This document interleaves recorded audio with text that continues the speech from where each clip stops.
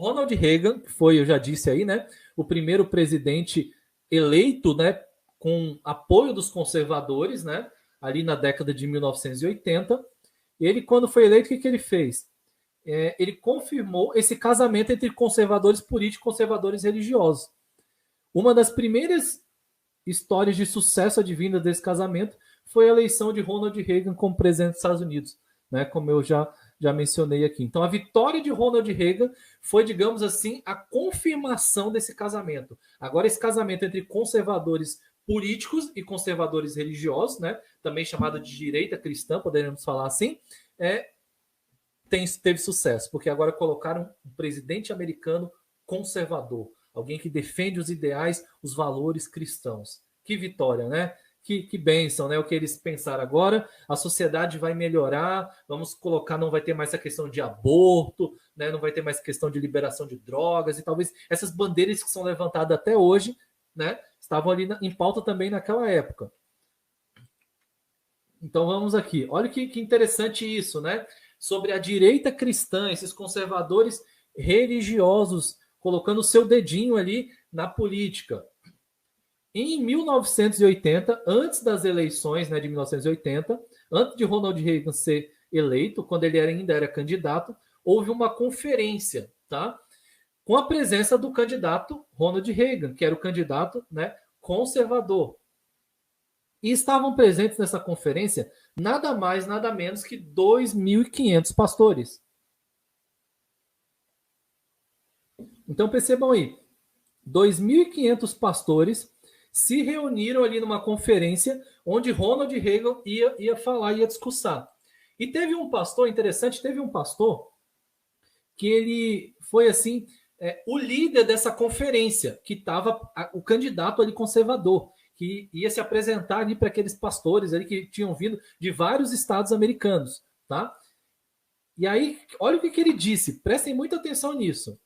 O pastor James Robson, que era o líder ali da direita cristã, digamos assim, né? Líder desse evento. Ou teremos, peraí, deixa eu tirar aqui o mensagem, ou teremos uma tomada de poder do tipo de Hitler, ou uma dominação soviética, ou Deus vai assumir o controle deste país.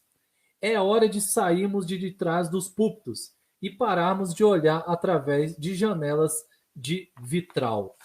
Olha a mudança aqui, olha a influência do conservadorismo religioso se aliando com o conservadorismo político para colocar um presidente. Então, aquele discurso que política e religião não devem se misturar passou por uma enorme alteração. Como eu disse, principalmente por conta dos movimentos feministas, a revolução sexual. Então, ele fala, a gente tem que fazer alguma coisa. E nessa conferência ele faz essa declaração. E olha o argumento dele, ele fala o seguinte, o que esse pastor Robson disse? Ele falou assim, ó, ou a gente faz alguma coisa aqui, porque a gente tem de um lado um movimento que está parecendo aí algo comunista, né, algo de Hitler, algo que é demoníaco, e eles estão para dominar aqui a América, ou se a gente não fizer nada, eles vão dominar. Então a gente precisa fazer o quê? Colocar Deus. Deus precisa assumir o controle desse país. Olha o que ele diz. Ou de um lado vai surgir algo parecido com Hitler, ou Deus vai assumir. Então não tem outra posição. Então percebam, olha, alguém quer um movimento como o de Hitler?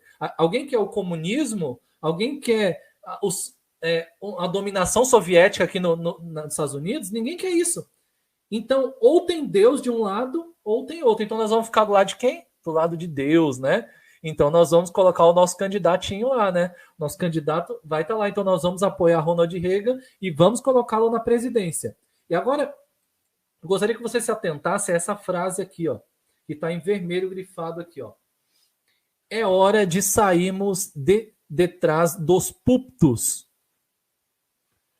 Essa frase aqui, dita nessa conferência em 1980, ela é muito importante, porque ela marca uma mudança de época, né? Ela marca aqui o momento da história onde conservadores políticos se unem com a direita cristã, ou seja, com conservadores religiosos. Então eles se unem agora em aliança política, em um casamento. E a partir da década de 1980, nós temos sempre candidatos conservadores sendo lançados na política americana. Os pastores chegaram à conclusão: nós temos que sair do púlpito, nós temos que colocar a nossa influência lá, nós temos que colocar candidatos que pensam como nós, que devem instituir leis ali que promovam princípios cristãos, valores cristãos. E eu quero deixar isso claro para você, que isso não há, aparentemente não há nada, não há nenhum grande problema, o propósito é nobre. Mas a profecia, que é o que nós estamos analisando aqui, ela já nos mostra o que isso vai dar, onde isso vai dar, qual vai ser a consequência de tudo isso quando a religião realmente dominar a política, influenciar a política de modo tal que fizer com que leis políticas, leis religiosas sejam colocadas ali nas nações, né? E principalmente aqui falando dos Estados Unidos.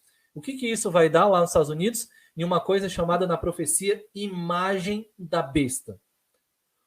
Talvez você esteja falando, a maneira que você apresentou aí foi muito simplória, superficial, né? Tem muito mais detalhes nessa história, nessa relação da direita cristã com o conservadorismo. É lógico que os conservadores trazem os princípios que nós acreditamos na sua maioria, né?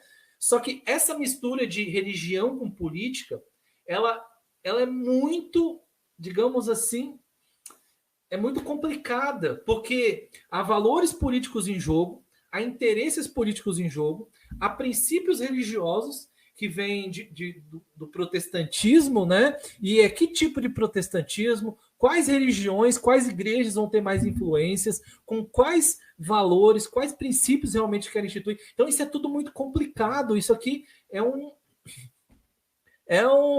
algo muito difícil de dar certo, digamos assim. É um campo muito perigoso, tá? Apesar de nós sermos contra o aborto, apesar de nós sermos contra todo esse movimento de LGBT que querem mudar as escolas, querem mudar valores cristãos, a gente é contra isso. A gente é contra alguns desses princípios, né? Mas até que ponto devemos ir?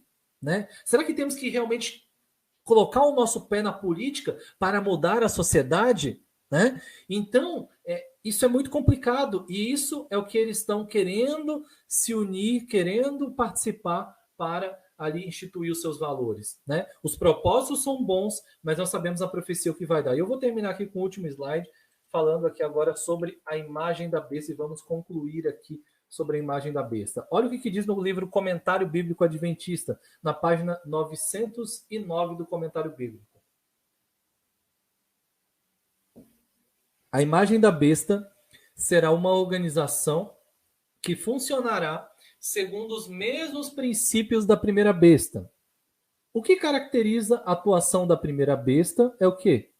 É o uso do poder estatal para apoiar instituições religiosas, é usar a política para instituir coisas religiosas. Assim, na imitação, a segunda besta deverá repudiar seus princípios de liberdade. A igreja prevalecerá sobre o Estado para impor seus dogmas. O Estado se colocará a serviço da igreja e o resultado será a perda da liberdade religiosa e a perseguição das minorias discordantes. Então, nós vimos aí o que é a imagem da besta que temos falado bastante nessas últimas aulas. Religião e política unidas novamente.